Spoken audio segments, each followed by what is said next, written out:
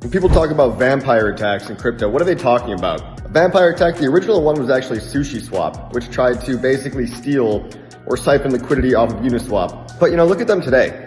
Sushi and Uniswap, they both live symbiotically side by side.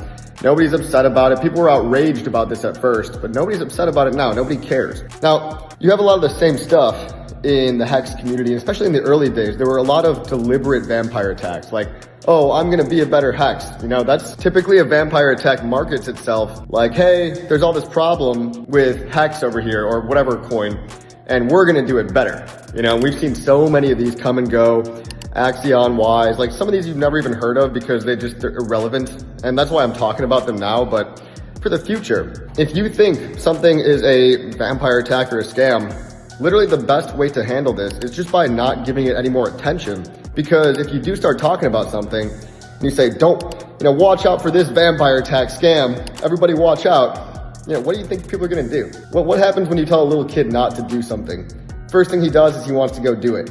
So if you really want to stop something that you think is a vampire attack, and right now I think that word gets thrown around too loosely, right? Because some of these alternative projects, Alti, Titan, whatever it might be, they're just completely different. They're on a completely different blockchain. Yes, they might market to people in your community, but they're also trying to market to the entirety of crypto. And there's just not that many new people coming into crypto right now. Let's be honest. Okay, I get it. Everybody's outraged. Everyone's mad because limited attention, scarcity mindset. But when euphoria comes back, we're all just kind of at the whim of the greater market forces. When the election happens, quantitative easing, 2025, when the euphoria happens, people are going to forget all about this scarcity mindset. It's going to go to abundance mindset. And then it's just about who's yelling the loudest. Getting back to my point, Richard Hart calls this the risk diode or the scam diode, okay?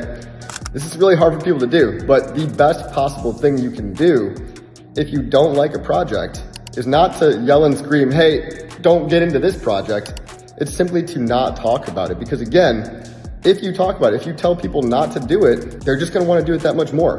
We're working with limited attention here. We're in an attention economy. Crypto's an attention economy. We're all fighting to be the loudest community in all of crypto. We're all fighting to be the best crypto.